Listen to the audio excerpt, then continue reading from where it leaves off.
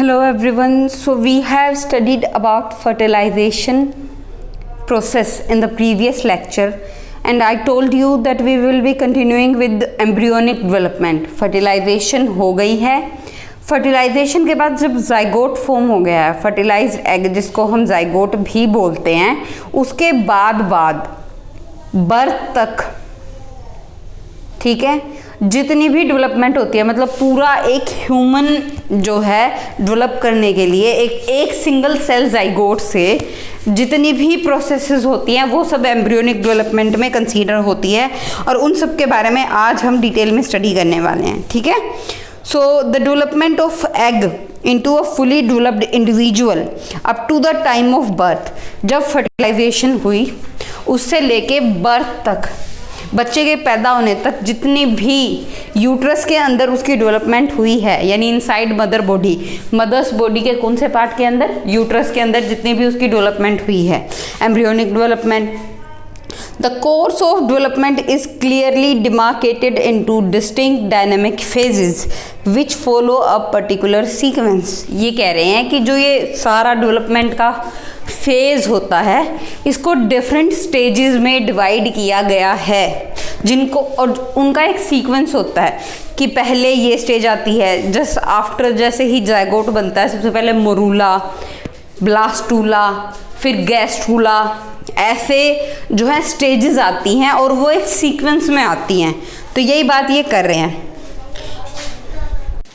सो आगे ये बात कर रहे हैं क्लीवेज की या सेगमेंटेशन की. जैसे ही फर्टिलाइजेशन होती है, सिंगल सेल जाइगोट जिसको हम फर्टिलाइज्ड एग भी बोलते हैं, वो कंटिन्यूस डिवीज़न करता है, undergoes a series of mitotic divisions. Mitotic divisions होती है, याद रखना है, मियोटिक नहीं, माइटोटिक डिवीज़न होती है और वो जो है क्विक सक्सेशन में, जैसे पहले डिवीज़न हुई, एक जाइगोट से 2 सेल बने, उसके जस्ट बाद दूसरी हुई, 4 बने, 8 बने, 8 से 16 बने, 16 से 32 बने. ठीक है. तो क्विक सक्सेशन में सीरीज ऑफ माइटोटिक डिवीज़न जिनको क्लीवेज डिवीज़न बोलते हैं. अब नॉर्मल डिवीज़न से ये थोड़ी अलग होती हैं. ये क्या होती है कि जब नॉर्मल डिवीज़न होती है, एक सेल 2 सेल में डिवाइड हुआ, फिर वो दोनों सेल ग्रो करेंगे साइज में और पेरेंट जो सेल था ना उसके जितना साइज हो जाएगा उन दोनों का, और जब उसके जितना साइज हो जाएगा तब अगली डिवीज़न होगी. लेकिन इसमें क्या होता है, जाइगोट है वो ऐसे डिवाइड करेगा, फिर वो 4 में डिवाइड करेगा, फिर 8 में. तो ये जो सेल्स होते हैं ये अपने पेरेंट सेल से छोटे होते हैं, इनको पेरेंट सेल के जितना ग्रो करने का टाइम नहीं मिलता, क्योंकि एक के बाद एक डिवीज़न हुई जा रही हैं. ठीक है. Cleavage occurs in the egg during its passage through fallopian tube towards the uterus. बताया था फर्टिलाइजेशन कौन से पार्ट में होती है, याद हो तो तुम्हें फैलोपियन डक्ट होती है, देखो ये इन्फंडिबुलम था, यहाँ पे ओवरी थी, एग जो है इसका एम्पुला वाला पार्ट होता है, यहाँ पे एग होता है, स्पर्म यहाँ पे आता है, फर्टिलाइजेशन भी यहाँ पे होती है. और जब ये फर्टिलाइज होने के बाद यूट्रस की तरफ जा रहा होता है, ये यूट्रस की तरफ जा रहा होता है, उस टाइम ये डिवीज़न हो रही होती हैं. ठीक है. Cleavage occurs in egg during its passage through the fallopian tube towards the uterus. Cleavage division cut the ovum completely into 2 daughter cell. Such a type of cleavage is called holoblastic. देखो humans में ना holoblastic cleavage होती है. क्यों? क्योंकि human का जो egg होता है ना, जो फीमेल एग होता है, फीमेल गमीट होता है, उसमें योक नहीं होता, और होता है तो नेग्लिजिबल होता है, ना के बराबर होता है. योक क्या होता है, अब जिस एग में योक होता है ना वहाँ पे वो डिवाइड नहीं कर पाता. तो उन सेल्स में क्या होता है कि कंप्लीट सेल डिवाइड नहीं करता. फॉर एग्जाम्पल ये देखो, ये जाइगोट है और इसके नीचे वाले पार्ट में योक है. ठीक है. तो क्या होगा, सिर्फ ऊपर वाला पोर्शन जहाँ पे योक नहीं है वो 2 में डिवाइड होगा, वो 4 में डिवाइड होगा, 8 में डिवाइड होगा. ठीक है. लेकिन नीचे वाले पोर्शन में डिवीज़न बहुत कम होगी, उसको बोलते हैं मीरोब्लास्टिक डिवीज़न. लेकिन क्योंकि हमारे जो ह्यूमन एग होता है उसके अंदर योक जो होता है नेग्लिजिबल होता है, तो उसके अंदर पूरा का पूरा जाइगोट ही 2, 4, 6, 8 सेल्स में डिवाइड होता है. कंप्लीट क्लीवेज होती है. मैं डायग्राम में दिखाती हूँ. ये देखो होलोब्लास्टिक क्लीवेज, पूरा का पूरा जाइगोट 2 में, फिर देखो ये 4 है, ये 8 हैं, लेकिन यहाँ पे देखो मीरोब्लास्टिक में सिर्फ अपर वाला पार्ट 2 में, फिर 4 में। देखो ऊपर वाले पार्ट में कंटिन्यूस डिवीजन हो रही है, जबकि नीचे वाले पार्ट में नहीं हो रही, क्योंकि नीचे वाले पार्ट में योग कंसंट्रेटेड अमाउंट में प्रेजेंट है। ठीक है, उसके बाद ये क्या कह रहे हैं, होलोब्लास्टिक क्लीवेज इन्होंने यहाँ पे रीज़न मेंशन किया हुआ है कि क्यों होती है ह्यूमन में। This is because the human mammalian egg has insignificant amount of yolk, मतलब negligible amount of yolk that is diffusely disperse in the cytoplasm, there is no interface of the yolk with the cleavage division. मतलब कि योक जो है, जो negligible होता है, वो भी साइटोप्लाज्म में डिस्पर्स होता है, फैला होता है, वो किसी एक जगह कंसंट्रेटेड नहीं होता कि वहाँ पे डिवीजन को इनहिबिट करे। उसके बाद क्या है, फॉर्मेशन ऑफ मोरूला। जो नेक्स्ट स्टेज होती है जाइगोट के बाद, वो मोरूला ही होती है। ठीक है, जाइगोट में जब पहली क्लीवेज डिवीजन होती है, ठीक है, appears in the cytoplasm of the egg at the right angle to the imaginary axis drawn between the animal pole and the vegetal pole, and the plane of division coincides with the animal pole vegetable pole axis. पहली बात, animal पोल किसको कहते हैं, बोला था कल भी कि जहाँ से स्पर्म की एंट्री होती है, स्पर्म पूरा एंटर नहीं करता, स्पर्म सिर्फ अपना न्यूक्लियस जो है वो एग के अंदर ट्रांसफ़र कर देता है। तो जिस पार्ट से उसका न्यूक्लियस एंटर करता है वो एनिमल पोल होता है, उसका अपोजिट जो होता है वो वेजाइटल पोल होता है। तो जो पहली डिवीज़न होती है, मान लो अगर ये एनिमल पोल है, ये वेजिटल पोल है, तो उसके राइट मतलब तो ये एक्सिस हुआ ना उनका, तो डिवीज़न जो है राइट एंगल पे होगी उसके।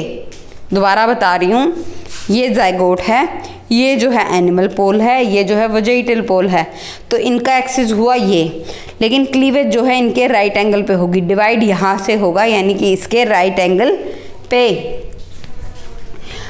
ठीक है, the cleavage furrow deepens and divide the egg into 2 daughter cell, और वो जो एक जाइगोट से 2 डॉटर सेल बनेंगे, उन दोनों को बोला जाएगा ब्लास्टोमियर, जो कि एक दूसरे से अढेर का क्या मतलब है, चिपके रहेंगे, बिल्कुल एक दूसरे के साथ साथ रहेंगे, उनकी बाउंड्री एक दूसरे को टच करेगी। ठीक है, उसके बाद सेकेंड क्लीवेज डिवीजन इमीडिएटली होगी। Second cleavage division follows immediately in each of the 2 blastomere. देखो, एक था और 2 बन गए, दोनों एक दूसरे के बिल्कुल साथ साथ हैं, दोनों के अंदर सेकेंड क्लीवेज डिवीजन एक साथ स्टार्ट होगी और बिल्कुल क्विकली इमीडिएटली होगी।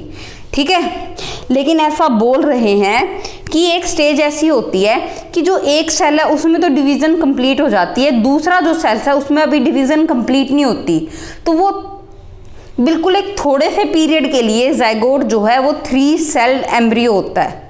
क्या बोल रहे हैं, मान लो ये जाइगोट था, इसमें यहाँ पे फर्स्ट जो है डिवीज़न होगी, तो अब जो है 2 सेल बन गए, ये और ये, इसमें थोड़ी सी पहले डिवीज़न स्टार्ट होगी, इसमें थोड़ी सी बाद, तो इसकी डिवीज़न पहले कंप्लीट हो जाएगी और इसकी होने वाली है, हुई नहीं है, तो ये एक, ये दूसरा सेल और ये अभी पूरा सेल है, तो ये 3 सेल एम्ब्रियो स्टेज है कुछ टाइम के लिए।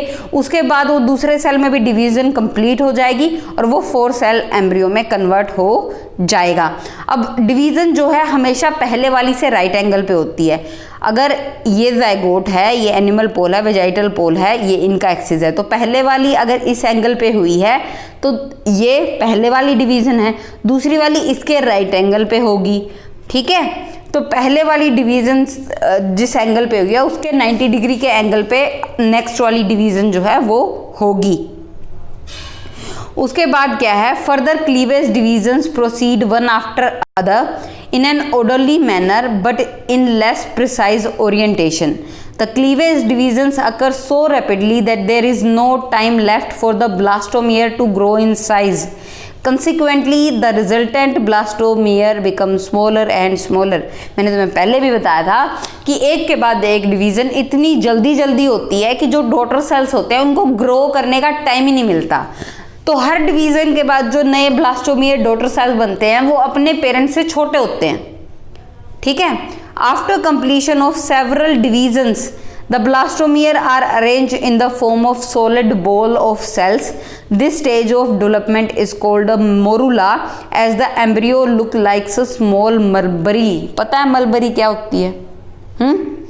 ठीक है, तो ये सॉलिड बॉल समझ रहे हो कि अंदर ऐसे सॉलिड बॉल, होलो नहीं है, अंदर से खाली नहीं है, एक बॉल लाइक स्ट्रक्चर होता है, ठीक है, हर जगह cell cell cell, solid ball like structure, ठीक है, इसको मोरूला स्टेज बोलते हैं। ये सब हुआ है कंटिन्यूअस डिवीजन की वजह से। जो एग के चारों तरफ दो लेयर्स थी, जोना पेलुसिडा और कोरोना रेडिएटा। कोरोना रेडिएटा तो जो है कंप्लीटली डिसअपियर हो चुकी है, पर अभी जोना पेलुसिडा जो है वो इंटैक्ट है, अभी डिसअपियर नहीं हुई है, ठीक है। क्यों नहीं हुई? क्योंकि ब्लास्टोमियर कंटिन्यूसली डिवाइड किए जा रहे हैं, लेकिन टोटल जो उनका मोरूला का शेप होता है ना, वो जाइगोट के जितना ही होता है। ये कमाल की बात है, मैं तुम्हें बताऊं कि जाइगोट है, इसमें ऐसे ऐसे सॉरी ऐसे ऐसे ऐसे डिवीज़न हो रही है, लेकिन टोटल जो मोरूला का जो है साइज़ है वो जाइगोट के जितना ही है। क्योंकि बोला ना कि डॉटर जो ब्लास्टोमियर सेल्स होते हैं वो डिवीज़न के बाद ग्रो नहीं कर पाते, वो ग्रो नहीं कर पाते, ठीक है। इसलिए जोना पेलुसिडा अभी तक इंटैक्ट है, क्योंकि साइज़ नहीं बढ़ा तो वो भी डिसइंटीग्रेट नहीं हुई, ठीक है। तो cleavage division do not result in any appreciable increase in the mass of cytoplasm of embryo, but there is a marked increase in the DNA content of the nuclei, hence we can say nuclear cytoplasmic ratio of cells increase। देखो cytoplasm total size इतना है तो cytoplasm तो उतना है, लेकिन sales divide हो रहे हैं। और माइटोसिस में तुम्हें पता है कि डीएनए कंटेंट जो है हर डिवीजन से पहले डबल हो जाता है। जैसे अगर 46 क्रोमोसोम थे एक जाइगोट में, जब उसने 2 डॉटर सेल्स बनाए तो दोनों डॉटर सेल्स में 46 हो गए, अब वो डबल हो गया। 2 से 4 बने तो चारों सेल्स के अंदर 46 क्रोमोसोम 46 हो गए, अब वो 4 टाइम्स हो गए जाइगोट का। तो हर डिवीजन के बाद न्यूक्लियर कंटेंट तो बढ़ रहा है, डीएनए कंटेंट तो बढ़ रहा है, साइटोप्लाज्म रेशो उतनी है। तो अगर nuclear divide by cytoplasm ratio करोगे, नीचे साइटोप्लाज्मिक रेशो तो उतनी है, ऊपर जो है न्यूक्लियर कंटेंट बढ़ता जा रहा है, तो इसलिए हम कहेंगे न्यूक्लियर बाय साइटोप्लाज्मिक रेशो भी जो है इंक्रीज हो रही है। मोरूला के बाद जो स्टेज आती है उसको बोलते हैं ब्लास्टोसिस्ट स्टेज, या फिर ब्लास्टूला भी कह देते हैं, ठीक है। इसमें क्या होता है, वो जो डॉटर सेल्स बने थे ना ब्लास्टोमियर, वो अरेंज होते हैं। पहले वो सॉलिड बॉल थी, अब वो इस तरीके से अरेंज होंगे कि उनके यहाँ पे देखो ज़्यादातर सेल्स जो है इस साइड कंसंट्रेट हो जाएंगे, ठीक है।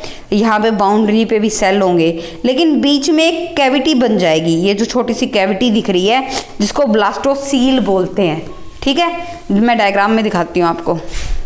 ये देखो, ये जो है ना चारों तरफ है, यहाँ बीच में एक कैविटी है जिसको क्या बोलते हैं, ब्लास्टोसिस्ट, ठीक है, ब्लास्टोसिस्ट। तो इस स्टेज में एम्ब्रियो को क्या बोलते हैं, ब्लास्टोसिस्ट या ब्लास्टूला, कुछ भी बोल सकते हो। और इस स्टेज पे अब की बार जोना पेलुसिडा भी जो है डिसइंटीग्रेट हो चुकी है। This facilitate the rapid growth of embryo. अब जोना पेलुसिडा जो है डिसइंटीग्रेट होगी तो अब एम्ब्रियो जो है साइज में ग्रो करना भी स्टार्ट कर देगा। The continued movement of blastomere result in an internal cluster of cells aggregating at one of the poles of distended blastodermic vesicle. This cluster of cell is known as inner cell mass is the primary destined to become embryo। ये क्या कह रहे हैं, जो मैंने तुम्हें structure नहीं बनाया था, ये देखो ऐसे कंटिन्यूस डिवाइड हो रहा है। ऊपर के पार्ट में तो कैविटी है, नीचे एक तरफ सारे सेल्स जो हैं वो कंसंट्रेटेड हो जाते हैं, इसको बोलते हैं इनर सेल मास। इसको क्या बोल रहे हैं, इनर सेल मास। और ये ब्लास्टोसील तो जो है कैविटी है, यहाँ पे तो कुछ नहीं है। जो मेन एम्ब्रियो मतलब पूरा इंडिविजुअल बनाना है वो इस इनर मास के सेल्स को ही बनाना है, ठीक है। ये देखो इस डायग्राम में भी शो हो रहा है, ठीक है। क्या शो हो रहा है, ये एक लेयर है सेल्स की चारों तरफ, इसको क्या बोलेंगे, ट्रोफोब्लास्ट। क्या बोलेंगे, ट्रोफोब्लास्ट, यहाँ पे मेंशन किया हुआ है, ठीक है। सारे के सारे सेल्स जो कि यहाँ के पूरे स्ट्रक्चर में होने चाहिए थे वो एक तरफ कंसंट्रेट हो जाते हैं जिसको बोल रहे हैं इनर सेल मास, और यहाँ पे कैविटी जिसके अंदर सिर्फ फ्लूइड होता है वो बन जाती है जिसको बोल रहे हैं ब्लास्टोसिस्ट कैविटी। ठीक है, जिसको क्या बोल रहे हैं, ब्लास्टोसिस्ट कैविटी। तो आई होप कि ब्लास्टोसिस्ट का स्ट्रक्चर आपको क्लियर होगा। उसके बाद क्या है, blastocoel increase in dimension, size में बड़ी होती है। जैसे इन्होंने बोला ना कि जोना पेलिसिडा जो है चारों तरफ से डिसइंटीग्रेट हो जाती है, तो वो साइज में इंक्रीज हो रही है। साइज में इंक्रीज कैसे हो रही है, जो उसके अंदर कैविटी है उसके अंदर फ्लूइड बढ़ता जा रहा है, ठीक है, और वहां पे फूड मटेरियल भी एक्यूमुलेट होता जा रहा है। This result in expansion of the outer layer of cells of the blastodermic vesicle, यानी ब्लास्टोसिस्ट। ब्लास्टोडर्मिक वेसिकल ये ब्लास्टोसिस्ट को ही बोल रहे हैं। ठीक है, तो वो क्या बोल रहे हैं कि ये जो लेयर है बाहर वाली, ये तो इनर सेल मास है, इधर यहाँ पे कैविटी है पूरी, ये जो लेयर है ट्रोफोब्लास्ट जिसको बोला है, ट्रोफोएक्टोडर्म, इसका इंक्रीज होता जा रहा है, ये साइज में बड़ी होती जा रही है ये लेयर, क्योंकि अंदर फ्लूइड बढ़ता जा रहा है। इस लेयर को क्या बोल रहा था, डायग्राम में भी दिखाया था, ट्रोफोएक्टोडर्म या ट्रोफोब्लास्ट। ठीक है, it doesn't form any part of the embryo proper but forms the protective and nutritive membrane which eventually form the fetal portion of placenta। ये क्या कह रहे हैं कि जो मेन एम्ब्रियो है, मेन बॉडी होगी आगे जाके, जो ह्यूमन बॉडी होगी, बेबी होगा, उसका कोई मेन स्ट्रक्चर नहीं बनाते ट्रोफोब्लास्ट, वो सब बनाता है इनर सेल मास। जो ब्लास्टोसिस्ट के अंदर इनर सेल मास वाला पोर्शन होता है ना, जहाँ पे सारे सेल कंसंट्रेटेड होते हैं, वो मेन बॉडी स्ट्रक्चर बनाते हैं। ये क्या बनाते हैं, एम्ब्रियो के चारों तरफ प्रोटेक्टिव और न्यूट्रिटिव, जो न्यूट्रिशन में भी हेल्प करते हैं, वो मेम्ब्रेन बनाते हैं। ठीक है, या फिर जो प्लासेंटा है, अगर तुम्हें पता हो कि मदर को फीटस से जो ऑर्गन कनेक्ट करता है वो प्लासेंटा होता है, और प्लासेंटा बनाने में भी ट्रोफोब्लास्ट जो लेयर है ब्लास्टोसिस्ट की, उसका रोल है। ठीक है, जैसे ही ब्लास्टोसिस्ट की फॉर्मेशन कंप्लीट हो जाती है, यानी कि कंप्लीट डिफरेंशिएशन हो जाता है कि हाँ ये सेल्स इनर सेल मास में जाएंगे और ये सेल ट्रोफोब्लास्ट में जाएंगे, तो सेल जो है वो रेडी है इम्प्लांटेशन के लिए, यानी सेल जो है वो यूट्रस तक पहुंच चुका है। जब वो फैलोपियन ट्यूब के एम्पुला से चला था तो उसमें डिवीजन साथ साथ हो रही थी। अब वो यूट्रस में जहाँ पे उसको इम्प्लांट होना है, यूट्रस की वॉल जो कि एंडोमेट्रियम है, उसमें जहाँ पे भी फिक्स होना है वहाँ पे वो पहुँच चुका है। मैं डायग्राम में दिखाती हूँ आपको।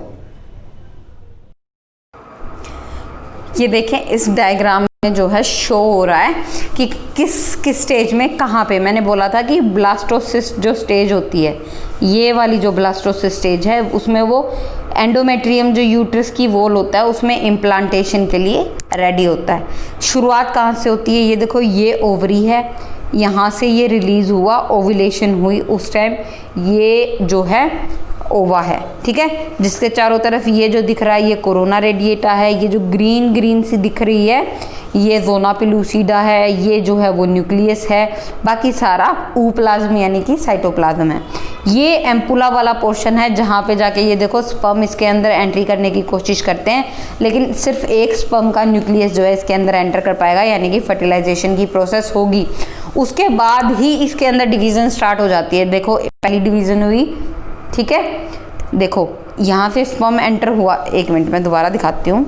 देखो यहाँ से स्पर्म एंटर हुआ तो ये एनिमल पोल, ये वेजिटल पोल, तो ये एक्सिस है, और बोला था पहली डिवीज़न इसके राइट एंगल पे होगी, तो ये देखो राइट एंगल पे हुई है 2 सेल स्टेज। दूसरी पहले वाली के राइट एंगल पे होगी तो ऐसे।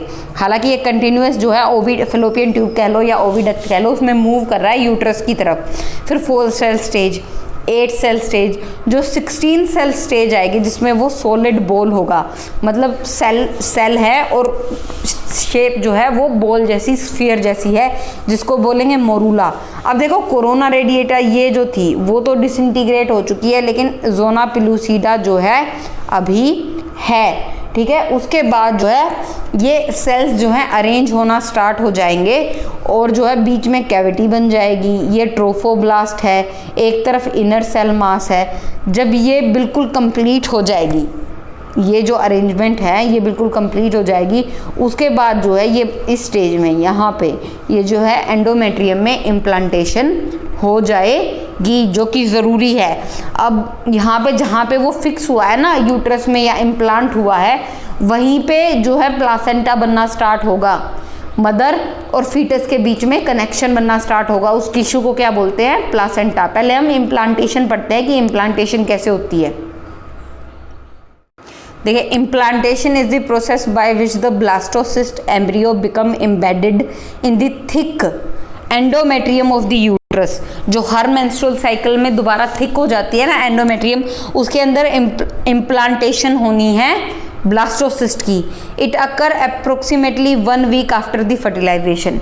उसको यहाँ तक पहुँचने में, ब्लास्टोसिस्ट की स्टेज तक पहुँचने में पूरा 1 वीक लगता है after the fertilisation. The side of blastocyst where the inner cell mass is present become attach to the uterus. जो ब्लास्टोसिस्ट है, जहाँ पे ये ट्रोफोब्लास्ट की लेयर है, यहाँ पे इनर सेल मास है, ठीक है, तो यहीं से वो एंडोमेट्रियम के अंदर इम्प्लांट होगा, फिक्स होगा, अटैच होगा। This contact stimulate the rapid division of trophoblast. जैसे ही ये कॉन्टैक्ट फॉर्म होगा तो वहाँ पे जो ट्रोफोब्लास्ट सेल थे, जिनको मैंने बोला था कि वो प्लासेंटा बनाएंगे, ठीक है, तो वो सब स्टार्ट होता है। कैसे कि इस कॉन्टैक्ट के बाद ट्रोफोब्लास्ट में रैपिड डिवीजन स्टार्ट हो जाती है। वो कुछ एंजाइम भी सिक्रीट करता है जो एंडोमेट्रियम, जो यूट्रस की एंडोमेट्रियम लाइनिंग है, उसमें एक डिप्रेशन सा फॉर्म कर देते हैं। सेल्स को वहाँ पे डिसोल्व कर देते हैं और ब्लास्टोसिस्ट के फिक्स होने के लिए वहाँ पे एक डिप्रेशन फॉर्म कर लेते हैं, ठीक है। उसके बाद क्या है? As implantation occur, the endometrium of uterus undergoes profound changes and it turned into a structure called decidua। जैसे ही इम्प्लांटेशन हो जाती है ब्लास्टोसिस्ट की एंडोमेट्रियम के अंदर, तो उस लाइनिंग का जो स्ट्रक्चर है वो चेंज हो जाता है और अब उसको बोलते हैं डेसिडुआ, ठीक है। The tissue of decidua can be distinguish into 3 parts. First is decidua basalis, second is decidua capsularis, third is decidua parietalis. मतलब कि तुम ये कह सकते हो कि 3 टाइप का टिश्यू उस लेयर में मिलता है। तो पहला क्या है? Decidua basalis is situated between the embryo and the myometrium of uterus. जो बीच वाली लेयर थी, एंडोमेट्रियम सबसे इनर वाली थी, जो बीच वाली लेयर थी मस्कुलर लेयर थी, जिसकी वजह से यूट्रस में कॉन्ट्रैक्शन हो रहा था, वो क्या थी? मायोमेट्रियम, ठीक है। तो ये कह रहे हैं कि जो एम्ब्रियो है और जो मायोमेट्रियम है उसके बीच का जो टिश्यू है, यहाँ पे जो एंडोमेट्रियम में टिश्यू होता है उसको बोलते हैं डेसिडुआ बेसिलिस। उसके बाद ये क्या है? Decidua capsularis is located between the embryo and the lumen of uterus. बाकी वाले पार्ट जो है, ठीक है, एम्ब्रियो और ल्यूमन ऑफ यूट्रस जो है, यहाँ पे क्या बोला इन्होंने, देखो मैं दोबारा डायग्राम की हेल्प से बनाती हूँ। ये एंडोमेट्रियम थी जिसमें एक डिप्रेशन फॉर्म हुआ, यहाँ पे जो है ब्लास्टोसिस्ट जो है वो फिक्स हो गया और एंडोमेट्रियम जो है इसके चारों तरफ भी ग्रो कर गई जब ये फिक्स हो जाता है उस डिप्रेशन में। तो अब ये क्या बोल रहे हैं, इधर जो थी मायोमेट्रियम तो थी, ये वाला जो यहाँ पे जो टिश्यू होगा, इस तरफ एंडोमेट्रियम का जो टिश्यू होगा उसको बोला डेसिडुआ बेसिलिस, और इस तरफ जो है उसको बोला है डेसिडुआ कैप्सुलैरिस।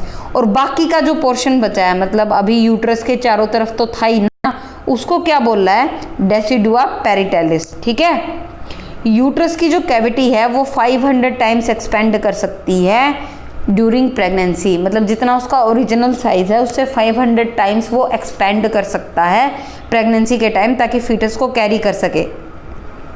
उसके बाद एक्स्ट्रा एम्ब्रियोनिक मेम्ब्रेन की ज़रा बात कर लेते हैं। क्या होती है एक्स्ट्रा एम्ब्रियोनिक मेम्ब्रेन? जो बोला था ना, ट्रोफोब्लास्ट 2 काम करता है, एक तो एंडोमेट्रियम में फिक्स करता है, प्लासेंटा बनाने में भी हेल्प करता है, और एक न्यूट्रिटिव मेम्ब्रेन जो कि एक्स्ट्रा एम्ब्रियो है, मतलब जो एम्ब्रियो है मेन जो है बेबी का जो स्ट्रक्चर है उसके चारों तरफ एक्स्ट्रा एम्ब्रियोनिक, मतलब जो एम्ब्रियो का पार्ट नहीं है उसके चारों तरफ एक्स्ट्रा मेम्ब्रेन्स हैं, उनको एक्स्ट्रा एम्ब्रियोनिक मेम्ब्रेन बोलते हैं। वो 4 हैं और बनती किससे है? ट्रोफोब्लास्ट से ही बनती हैं। जो लेयर थी ना ब्लास्टोसिस्ट में चारों तरफ, उसी से बनती है। First one is yolk sac. ये एम्ब्रियो के जस्ट बाद में होती है। एम्ब्रियो के बाद जो सबसे पहली लेयर होती है ना, वो योक सैक है। ठीक है, as human egg doesn't contain yolk, the yolk sac is a vestigial organ. लेकिन ये उन एनिमल्स में ज़्यादा जो है नेसेसरी है, ज़्यादा यूज़फुल है जिन एग के अंदर योक होता है। ह्यूमन एग के अंदर योक नहीं होता है, इसलिए योक सैक जो है ऑलमोस्ट एक वेस्टिजियल ऑर्गन है, यानी कि हमारी बॉडी को ज़रूरत नहीं है। ठीक है, पहले initially it consist of trophoblast and the endoderm. ठीक है, जिसको पहले बोलते हैं primary yolk sac. Yolk sac produces blood cells till the liver becomes functional, then it shrinks and disappear. जब तक जो एम्ब्रियो है उसमें फुली जो है फंक्शनल लीवर नहीं बन जाता, तब तक जो ब्लड सेल्स होते हैं, जो हिमेटोपोइसिस की प्रोसेस होती है, यानी ब्लड बनने की जो प्रोसेस होती है, ब्लड सेल्स जो बनते हैं वो योक सैक से बनते हैं। योक सैक जो एक्स्ट्रा एम्ब्रियोनिक मेम्ब्रेन है। लेकिन जैसे ही एम्ब्रियो का लीवर जो है बन जाता है, तो हिमेटोपोइसिस की प्रोसेस जो है लीवर के अंदर होती है। योक सैक उसके बाद श्रिंक होके डिसइंटीग्रेट हो जाता है या डिसअपीयर हो जाता है। ठीक है, उसके बाद सेकंड जो लेयर है वो है amnion. It formed above the embryo, consist of trophoblast and mesoderm. ठीक है, ये ट्रोफोब्लास्ट और मीजोडर्म से बनता है। वो ट्रोफोब्लास्ट और एक्टोडर्म से बनती थी। योक सैक ट्रोफोब्लास्ट और एक्टोडर्म से बनती है। It unclose a fluid filled space called amniotic cavity. ये जो लेयर होती है वो एक कैविटी के चारों तरफ होती है। वहाँ पे एक कैविटी भी होती है, जो कि मैं डायग्राम में दिखा दूंगी कहाँ पे एमनियोन होता है, कहाँ पे योक सैक होता है। लेकिन वहाँ पे एक कैविटी होती है जिसको एमनियोटिक कैविटी बोलते हैं, और उसमें एक फ्लूइड होता है जिसको एमनियोटिक फ्लूइड कहते हैं। जब फीटस का ये पता करना होता है ना कि वो मेल है कि फीमेल, फीटस जो है मेल है कि फीमेल, वो इसी एमनियो तो क्या करते हैं, इंजेक्शन लगा के, पेट के अंदर इंजेक्शन लगा के इसी कैविटी से इंजेक्शन के थ्रू फ्लूइड जो है, एमनियोटिक फ्लूइड जो है वो बाहर निकालते हैं। एमनियोटिक फ्लूइड में जो है एम्ब्रियो के सेल्स होते हैं। उन सेल्स को स्टडी करके ये देखते हैं कि उनके अंदर XX क्रोमोसोम है कि XY क्रोमोसोम है।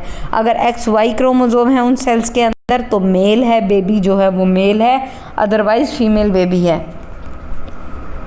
ठीक है, जो ये एमनियोन है ये साइज में बड़ी होती है and surrounds the embryo. The embryo becomes suspended in the amniotic fluid of the cavity by a cylinder stalk like structure called umbilical cord. The umbilical cord is formed by yolk sac and allantois. तुमने देखा होगा कि जब बच्चा पैदा होता है तो उसकी नाभि के साथ एक कॉर्ड लाइक स्ट्रक्चर, एक नली जो होती है वो अटैच होती है, जिसको काटा जाता है बच्चे के पैदा होते ही। ठीक है, वो एम्बिलिकल कॉर्ड होती है, वो बनी होती है योक सैक और जो एक और एक्स्ट्रा एम्ब्रियोनिक मेम्ब्रेन है एलेंटोइस, उससे मिलके बनी होती है। इसकी हेल्प से क्या होता है, एम्बिलिकल कॉर्ड की हेल्प से जो ह्यूमन एम्ब्रियो है, मान लो ये एमनियोटिक कैविटी है, ह्यूमन एम्ब्रियो जो है एम्बिलिकल कॉर्ड की हेल्प से एमनियोटिक कैविटी में सस्पेंड करता है, मतलब वहाँ पे एक तरीके से रहता है। एमनियोटिक कैविटी के अंदर एमनियोटिक फ्लूइड है। इसके फंक्शंस क्या क्या होते हैं। पहला, ये शॉक एब्जॉर्बिंग कुशन है, मतलब अगर कोई झटका लगता है या कोई भी चोट लगती है तो जो चारों तरफ अगर एम्ब्रियो के फ्लूइड रहेगा तो वो शॉक एब्जॉर्बर का काम करेगा, मतलब ज़्यादा चोट जो है फीटस को नहीं लगने देगा, कोई मैकेनिकल इंजरी को प्रिवेंट करेगा। ये जो है एम्ब्रियो को एक कांस्टेंट टेम्परेचर मेंटेन करके देता है। ठीक है, ये उसको हाइड्रेटेड रखता है, उसको डेसिकेशन से बचाता है।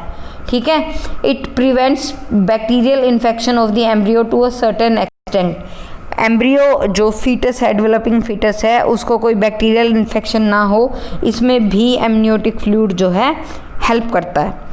उसके बाद allantois, it appears as a small invagination from the gut of the embryo near the yolk sac by third week। जो थर्ड वीक होता है एम्ब्रियो का, वहाँ पे गट से जो है इन्वेजिनेशन होता है अंदर की तरफ। मान लो ये लेयर है, इसके अंदर की तरफ अगर वो फोल्ड हो जाए तो उसको बोलते हैं इन्वेजिनेशन। इवेजिनेशन क्या है कि कोई लेयर बाहर की तरफ फोल्ड हो जाए, तो ये जो गट है, एम्ब्रियो की गट है, उसकी इवेजिनेशन की वजह से बना है। ठीक है, अंदर की तरफ एंडोडर्म और बाहर की तरफ मीजोडर्म होती है। It forms the arteries and veins of the umbilical cord, also part of placenta along with the chorion. Chorion जो है फोर्थ एक्स्ट्रा एम्ब्रियोनिक मेम्ब्रेन है। ये क्या कह रहा है कि जो एलेंटोइस है वो एम्बिलिकल कोड की आर्टरीज और वेन्स यानी ब्लड सप्लाई का ध्यान रखता है।